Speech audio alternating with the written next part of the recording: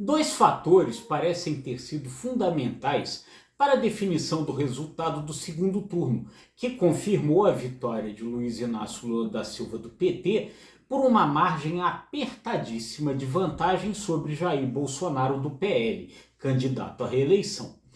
Apenas pouco mais de 2 milhões de votos separaram Bolsonaro, o derrotado, de Lula, o vencedor. Pouco mais de 1%.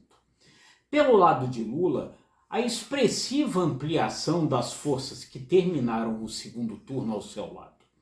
Na virada do primeiro turno, Lula percebeu que precisava se ampliar e, pela primeira vez, aceitar ser somente instrumento de algo muito maior do que ele. Agora não era mais somente Lula, aquele que nunca permitiu que alguém lhe fizesse sombra, retornando para construir o seu projeto de redenção. Era um Lula menor que a circunstância que agora o transformava em ferramenta não propriamente da sua redenção particular, embora ele agora também tenha a chance de fazer isso, mas da redenção do país. Claro, a associação com Geraldo Alckmin já era um caminho nesse sentido, mas mesmo nesse caso, tinha sido o Alckmin quem aderira a um partido historicamente aliado do PT, o PSB. Havia, portanto, ali, de certa forma, um movimento de Alckmin na direção de Lula. Ainda não era a associação das duas principais forças democráticas que governaram o país na maior parte do período de redemocratização, o PT e o PSDB, a reconciliação de algo que se quebrou após o Plano Real e a construção ali da candidatura de Fernando Henrique Cardoso. O segundo turno trouxe para o lado de Lula o próprio Fernando Henrique Cardoso.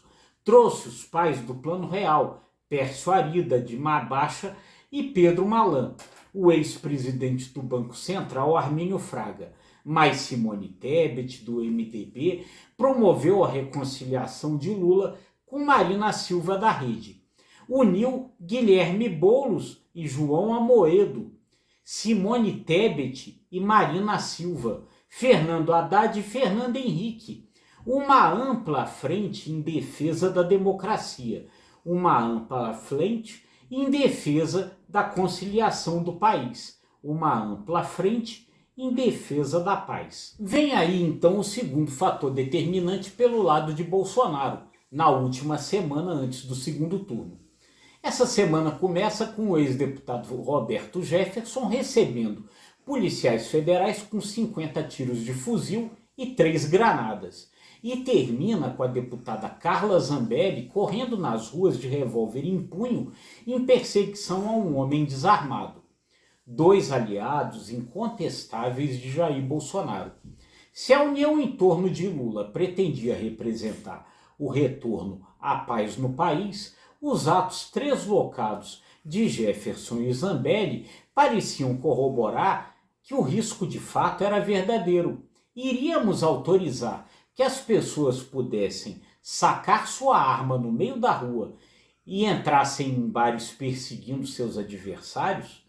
Em nome do argumento de que precisávamos evitar que um bandido, com todas as aspas do mundo, assumisse a presidência, iríamos autorizar bandidos, aqui sem aspas, a receber a polícia com tiros e granadas? Jefferson e Zambelli fizeram retornar ao imaginário das pessoas o pior do governo Bolsonaro, a violência, a intolerância, o desprezo à vida, que a pandemia de Covid-19 evidenciara. Bolsonaro não perdeu a eleição por 2 milhões de votos. Ele perdeu a eleição por 700 mil mortes. A paz venceu, a paz retornou e o eloquente silêncio até agora de Jair Bolsonaro é uma evidência disso. Com a expressiva votação que obteve, é inegável que Bolsonaro é uma liderança importante do país, mas cada minuto a mais de silêncio contribui para a desorientação da sua militância e para que Lula tenha o tempo necessário para iniciar a sua reconstrução. há reações de caminhoneiros nas estradas, há casos lamentáveis de violência sim, mas no geral o Brasil não parece ter despertado em um clima de terceiro turno. Talvez porque Bolsonaro nos últimos dias não tenha encontrado o ambiente necessário para isso dos seus aliados. As Forças Armadas avisaram que não embarcariam em uma aventura do tipo, muito menos seus aliados políticos. Antes mesmo da confirmação oficial da vitória de Lula, o presidente da Câmara, Arthur Lira, já tratou de reconhecer o resultado e tratou de aparecer com o líder do governo na Câmara, Ricardo Barros, e com o presidente do PP, André Fufuca, ao lado. Talvez o silêncio de Bolsonaro seja o reflexo de que, a essa altura, mesmo a sua militância esteja como a personagem Teresa Batista de Jorge Amado, esteja cansada de guerra. Eu sou Rodolfo Lago e esse comentário é feito com muito cuidado, com muita honra para você todos os dias, sempre que possível, também em vídeo. Até a próxima.